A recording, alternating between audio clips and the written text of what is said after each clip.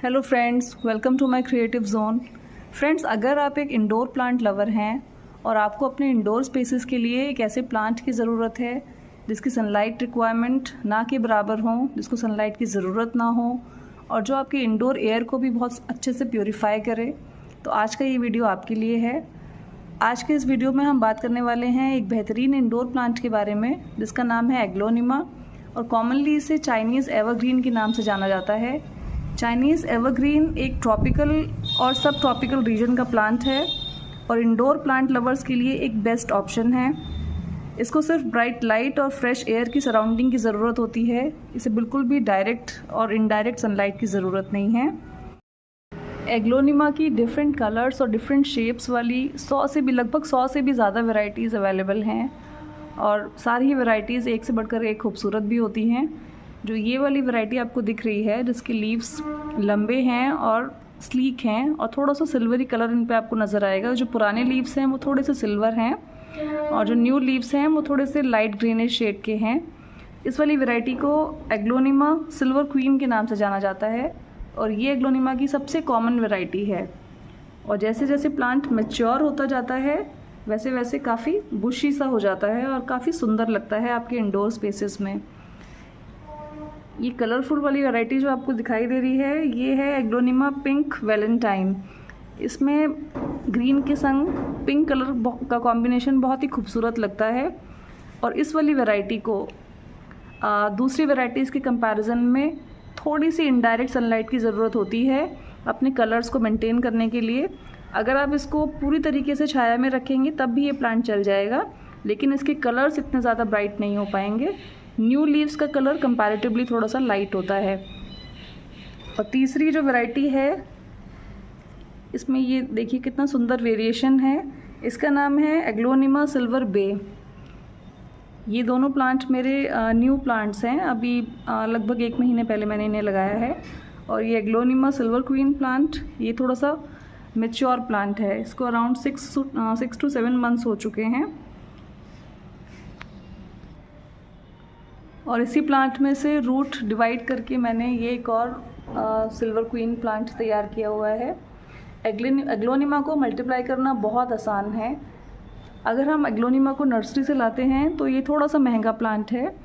100 से 100, 150, 200 लगभग इतनी रेंज में इसकी आपको छोटी सैपलिंग्स मिल जाती हैं। लेकिन अगर आप एक बार एग्लोनिमा की कोई वैरायटी घर पे ले आते हैं तो उस वैरायटी के बहुत सारे प्लांट्स आप इजीली घर पे प्रिपेयर कर सकते हैं। एक तरीका तो है इसको रूट डिवीजन से तैयार करना, जैसे मैंने ये वाला प्लांट किया है। इसी प्लांट में देखिए एक ही प्लांट में मैच्योर होने के बाद बहुत सारी रूट्स तैयार हो जाती हैं। देखिए अलग अलग रूट्स इसमें तैयार हो गई हैं। इस एक पॉट के अंदर मेरी लगभग 8 से 9 रूट्स तैयार हो चुकी हैं और इसमें से कोई भी एक रूट लगाकर मैं एक नया प्लांट आराम से तैयार कर सकती हूँ। और दूसरा तरीका होता है कटिंग के थ्रू प्रिपेयर करना। जैसे मैंने ये वाला प्लांट किया है, एग्लोनिमा की 4 से 5 इंच की मैच्योर प्लांट की कटिंग आप ले लें और उसको हॉरिजॉन्टल या वर्टिकल किसी भी तरीके से आप कोकोपीट के मीडिया में लगा दें तो प्लांट आपका इजीली तैयार हो जाएगा। ये एग्लोनिमा सिल्वर बे मैंने तैयार किए हैं 2 कटिंग्स। देखिए इसमें से भी लीफ निकल आई है और इसमें से भी लीव्स निकल आई हैं, तो ये 2 प्लांट इस तरीके से तैयार आपके हो जाएंगे। अब बात आती है कि एग्लोनिमा के प्लांट को हम कितने साइज़ के पॉट में लगाएं और किस तरह की सॉइल का यूज़ करें। तो एग्लोनिमा एक स्लो ग्रोइंग प्लांट है, जल्दी से रूट बाउंड नहीं होता है, तो 8 से 10 इंच के पॉट में भी ये काफ़ी लंबे टाइम तक सर्वाइव कर लेता है, इसलिए इतने साइज़ का पॉट इसके लिए सफिशिएंट रहेगा। जहाँ तक सॉइल की बात है तो एग्लोनिमा को सॉफ्ट, पोरस और भुरभुरी काइंड ऑफ सॉइल पसंद होती है। ऐसी सॉइल बनाने के लिए हमें 4 चीज़ों को इक्वल प्रोपोर्शन में मिलाना होगा। इसमें पहली चीज़ है गार्डन सॉइल, दूसरी सैंड, तीसरी कोकोपीट और चौथा जो पोर्शन मिलेगा वो इसमें किसी भी ऑर्गेनिक मटेरियल का मिलेगा।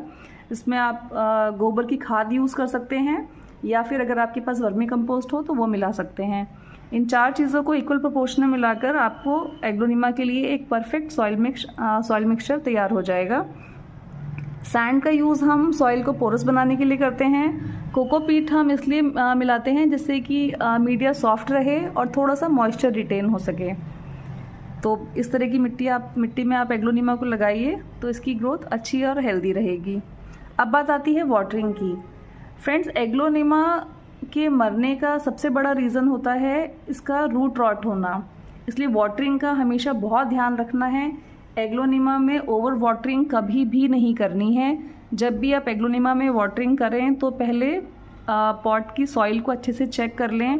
अगर एग्लोनिमा की सॉइल आपको हल्की ड्राई लग रही है तभी उसमें आपको दोबारा वाटरिंग करनी है। ड्राई होने से पहले आपको दोबारा वाटरिंग एग्लोनिमा में नहीं करनी है। अदरवाइज़ क्योंकि आपको इसे इंडोर स्पेसेस में लगाना है तो इसको वाटरिंग की ज़रूरत कम होगी। अगर आप इसमें फ्रीक्वेंट वाटरिंग बिना चेक किए करते रहेंगे तो ये रूट रॉट का शिकार हो जाएगा, और रूट रॉट एक बार अगर हो गया तो फिर इसको नहीं बचाया जा सकता। नेक्स्ट पॉइंट आ जाता है सनलाइट का। वो मैं आपको पहले ही बता चुकी हूँ कि एग्लोनिमा के प्लांट को सनलाइट की ज़रूरत नहीं होती है। आप इसको आराम से किसी भी इंडोर स्पेस में रख सकते हैं। बस इसको फ्रेश एयर वहाँ ज़रूर मिलनी चाहिए और थोड़ी ब्राइट लाइट ज़रूर मिलनी चाहिए। नेक्स्ट है ह्यूमिडिटी का पॉइंट। एग्लोनिमा एक ट्रॉपिकल और सब ट्रॉपिकल रीजन का प्लांट है, तो ऑब्वियसली इसकी ह्यूमिडिटी नीड थोड़ी ज़्यादा होगी। इसको 50% या उससे ज़्यादा ह्यूमिडिटी की ज़रूरत होती है।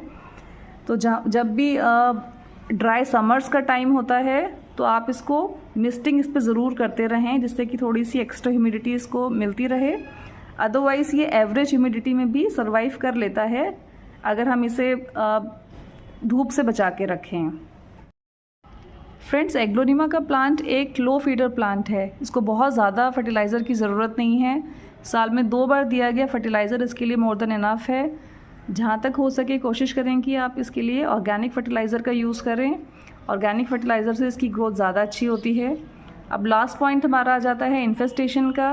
इन्फेस्टेशन के लिहाज से एग्लोनिमा का प्लांट एक हार्डी प्लांट है। जल्दी से किसी का अटैक इसके ऊपर नहीं हो पाता है क्योंकि इसकी लीव्स काफ़ी सॉफ्ट होती हैं। तो कभी कभी स्पाइडर माइट्स आपको इस पर देखने को मिल सकते हैं, या फिर मिट्टी में मॉइस्चर होने की वजह से कभी कभी स्नेल्स आपको इसकी मिट्टी के पास दिख सकते हैं, या फिर बहुत ही रेयर कंडीशंस में कभी कभी मिली बग्स का अटैक भी आपको इसके ऊपर नज़र आ सकता है। अगर स्नेल्स आपकी एग्लोनिमा की सॉइल में हैं तो आप उनको फिज़िकली रिमूव कर सकते हैं। और स्पाइडर माइट्स और मिली बग के लिए आप नीम ऑयल का स्प्रे कर सकते हैं। नीम ऑयल की 2-3 ड्रॉप्स को 1 लीटर वाटर में मिलाकर आप आसानी से इसके ऊपर स्प्रे कर दें, जिससे आपकी ये दोनों प्रॉब्लम्स सॉल्व हो सकती हैं। तो फ्रेंड्स, आज के लिए बस इतना ही। आई होप आपको ये वीडियो पसंद आया होगा। और अभी तक अगर ये प्लांट आपके इंडोर गार्डन में नहीं है तो आप इसको ज़रूर ऐड करेंगे और अपने घर की खूबसूरती को बढ़ाएंगे। तो अगली वीडियो तक के लिए goodbye, have a nice day.